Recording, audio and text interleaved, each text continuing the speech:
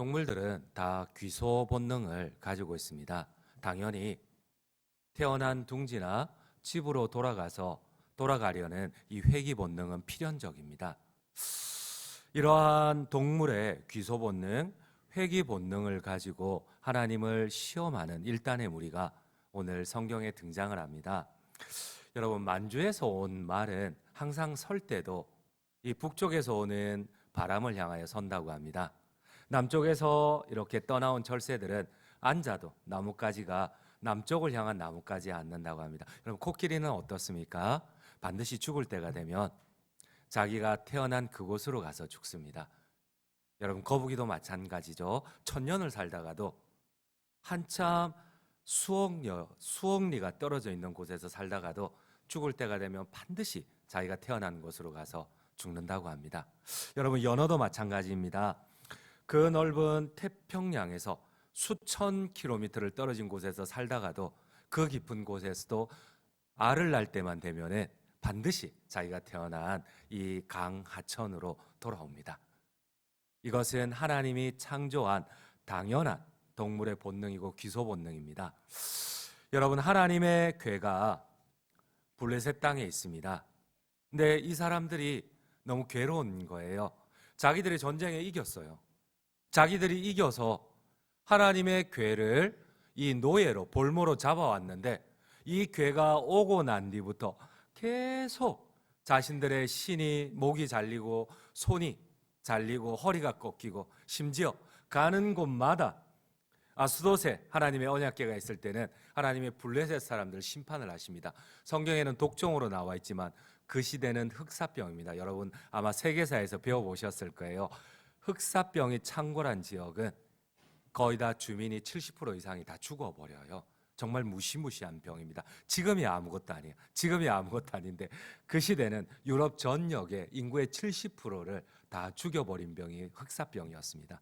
근데 이 흑사병이 언약궤가 가는 곳마다 아스돗에 있으면 아스돗에, 그 옆에 있는 블레셋의 또 다른 도시로 가면 또 그곳에서 이 5도시를 옮겨 다닐 때마다 언약궤가 가는 곳마다 흑사병이 창궐을 하는 거예요.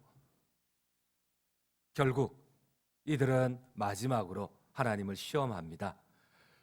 젖나는 소에다가 새 수레를 얹어서 이 언약궤를 그 위에 얹으면 이 소가 그대로 진행을 해서 예루살렘으로 돌아가면 끄는 사람도 없는데, 수레를 끄는 사람들도 없는데, 그렇다면 지금까지 일어난 모든 일이 하나님의 필연임을 자기들이 인정하고 고백하겠다는 겁니다. 우리 한번 오늘 본문 6장 7절 9절을 함께 읽도록 하겠습니다. 7절입니다. 그러므로 새 수레를 하나 만들고 멍에를 메어보지 아니한 젖나는 소 2마리를 끌어다가 소의 수레를 메우고 그 송아지들은 떼어 집으로 돌려보내고 9절입니다. 보고 있다가 만일 궤가 그 본 지역길로 올라가서 벳세메스로 가면 이 큰 재앙은 그가 우리에게 내린 것이요 그렇지 아니하면 우리를 친 것이 그의 손이 아니요 우연히 당한 것인 줄 알리라 하니라. 여러분, 계속 언약궤가 가는 곳마다 그들이 감당할 수가 없어요. 그런데 이게 이성적으로 이해가 안 돼요.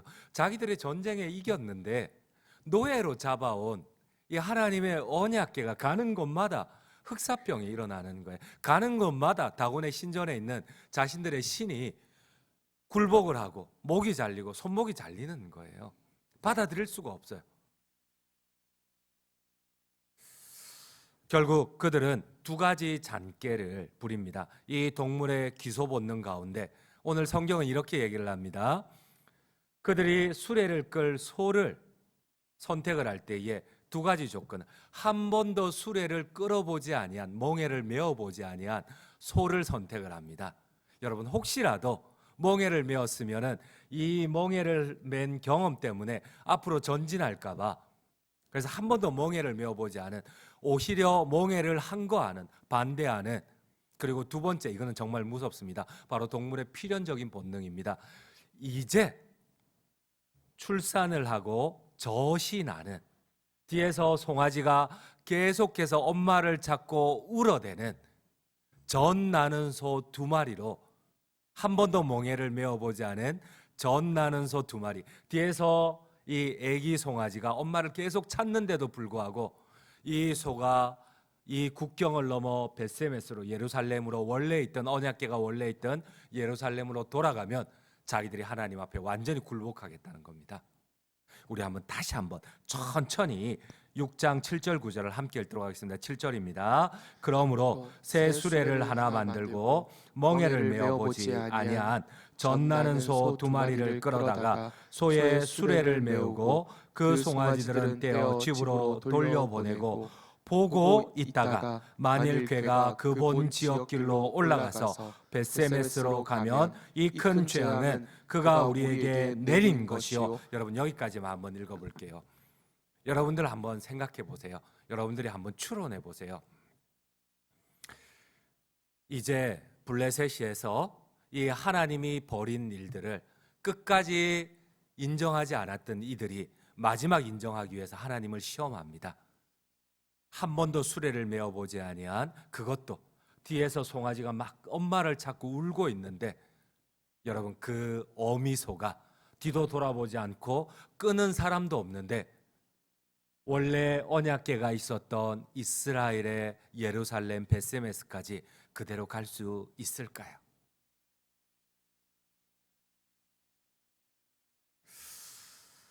여러분 성경은 이렇게 얘기를 합니다. 우리 오늘 본문 마지막 12절을 함께 읽도록 하겠습니다. 12절입니다. 암소가 벳세메스 길로 바로 행하여 대로로 가며 갈 때에 울고 좌우로 치우치지 아니하였고 블레셋 방백들은 벳세메스 경계선까지 따라가니라. 여러분 이제 적군이 하나님을 시험하였는데 그 시험하였던 젖소를 이렇게 기록을 하고 있습니다. 여러분 암소가 울었어요. 뒤에서 계속 송아지들이 우니까 어미소가 울었어요. 송아지들과 떨어져야 되는 이제는 다시 볼 수 없는 자신의 자식들을 생각하고 성경은 소가 계속해서 울면서 그러나 끄는 사람이 없어도 벳세메스 길로 예루살렘을 향해서 계속 이 소들이 전진을 합니다. 여러분 우리 한번 PPT를 보시도록 할게요. 이곳 다곤의 신전이 있는 블레셋에서 여러분 이 벳세메스까지는 우리 다음 장면입니다.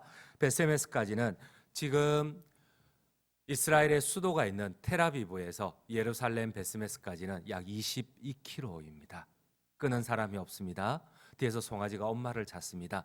이 어미소도 오늘 성경에 보면은 울면서 그러나 돌아올 수 없는 그 길을 계속 22km를 끄는 사람이 없지만 이 하나님의 인도하심을 쫓아 이 소는 계속 걸어갑니다. 길도 모릅니다. 한 번도 가보지 않은 길입니다. 갓 태어난 이제 막 젖을 땐 암소인데 법궤를 실은 수레를 끌고 블레셋에서 벳세메스로 계속 끌고 갑니다. 여러분 만약 블레셋 사람들이 이 궤를 수레를 잘 끌 선택을 했다면 황소를 선택했을 거예요. 숫소를 선택했을 거예요. 그리고 멍에를 지금까지 잘 메어본 소를 선택했을 거예요. 근데 한 번도 메어보지 않아요. 그리고 송아지가 계속 어미를 찾는데도 그럼에도 불구하고 이 소는 계속 하나님의 인도를 받아 보이지 않는 하나님의 끌음을 받아 예루살렘으로 돌아가야만 했습니다. 결국 블레셋의 생각은 옳았습니다. 지난 7개월 동안 자신들에게 일어난 일, 분명히 자신들이 이겼는데 오히려 화는, 심판은 자신들이 받고 있는 거예요. 하나님은 이 암소들을 통하여서 교훈을 합니다. 하나님의 살아계심과 세상의 그 어떠한 신보다도 위대하신 분, 때로는 여러분, 하나님이 전쟁에서 우리를 실패하게 할 수가 있어요. 여러분, 하나님께서 때로는 우리를 고아와 같이 내버려 둘 때가 있어요. 잠시입니다. 그러나 그때에 우리가 반드시 기억해야 할 것이 있습니다.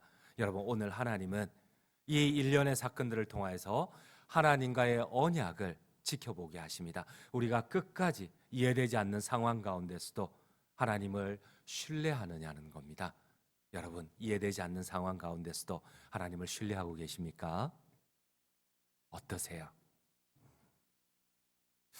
이러한 모든 일들을 지켜보는 이스라엘을 향한 또 오히려 이방신 다곤을 섬기는 블레셋을 향한 하나님의 메시지는 정확합니다.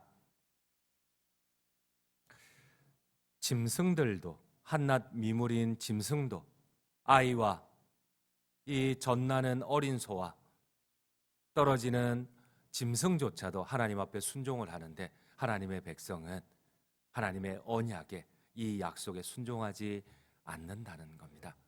여러분, 왜 사람 간의 이 약속을, 하나님과의 약속을 언약이라고 할까요? 여러분, 우리는 하나님이 맺은 약속을 언약이라고 합니다.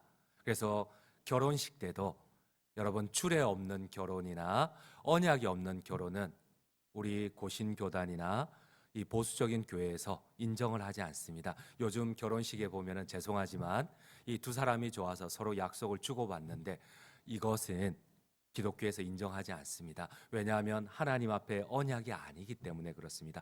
두 사람의 약속은 언제든지 두 사람의 기호에 따라, 성격에 따라 두 사람만 합의가 되면 파기할 수가 있습니다. 그러나 우리의 결혼은 하나님 앞에 언약입니다. 이 언약은 과거의 근동 지방에서 이 언약은 이렇게 유래가 됩니다.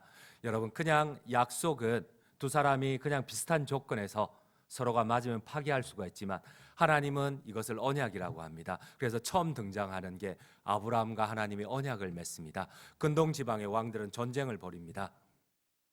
그리고 어느 한쪽 왕이 승리를 합니다. 그러면은 반드시 패배한 왕이, 이 승리한 왕이 살아있는 짐승을 쪼개어 버립니다. 반으로 딱 쪼개어서 그 사이를 이 전쟁에서 패배한 왕이 지나갑니다. 그때 반드시 이 종주국의 왕한테 그가 약속을, 언약을 맺습니다. 이때 쓰는 단어가 언약입니다. 자기가 그 죽은 시체, 몸통이 잘려진 그 시체를 지나가면서 내가 승리한 왕과의 언약을 어기면 이 두 잘려진, 쪼개진 짐승처럼 내 몸도 쪼개겠다는 이 약속입니다. 이것을 언약이라고 합니다. 여러분, 이스라엘은, 아브라함은 하나님과 언약을 맺었습니다. 근데 우리가 생각하는 반대의 언약입니다. 여러분, 우리는 언약을 쉽게 생각하는데, 여러분, 반드시 실패한, 전쟁에서 패배한 왕이 그 짐승 사이를 지나가야 되는데, 하나님은 아브라함과 언약을 맺을 때에 짐승을 쪼개어 놓고 하나님이 지나가십니다. 하나님은 알고 계세요. 사람은 절대 하나님의 언약을 지키지 못한다는 것을, 때에 따라서 금방 하나님을 배신해 버린다는 것을. 근데 하나님은 이 언약을 배신한, 고대 근동 지방의 왕들은 언약을 배신한 이 패배한 왕들을 똑같이 짐승처럼 쪼개어 버렸습니다. 처형해 버렸습니다. 그러나 하나님은 아브라함을 처형할 수가 없어서, 우리 하나님의 백성 그리스도인들을 처형할 수가 없어서 그 쪼개진 짐승 사이를 예수 그리스도께서 십자가로 걸어가십니다. 여러분, 오늘 언약의 하나님, 우리가 계속해서 약속을 파기한 그 하나님을 향한 하나님께서 다시금 우리에게 언약의 책임을 묻습니다. 너는 마음을 다하고 뜻을 다하고 성품을 다하여 언약한 주 너의 하나님을 사랑하느냐는 겁니다. 그러면 내가 너희에게 짓지 아니한 집도 주고, 너희가 파지 아니한 우물도 주고, 너희가 심지 아니한 감람나무로 너희를 배불리 먹게 하겠다는 겁니다. 이게 하나님의 언약입니다. 결론을 맺도록 하겠습니다. 살아계신 전능하신 하나님 앞에 여러분들은 얼마나 그 하나님을 신뢰하고 계십니까? 그러므로 끝까지 하나님 앞에 우선순위를 드리는 이 하나님의 언약에 충성하여 올 한 해 마지막까지 이 하나님의 약속을, 언약을 이루시는 우리 모든 성도님들 되시기를 간절히 주님의 이름으로 축원드립니다.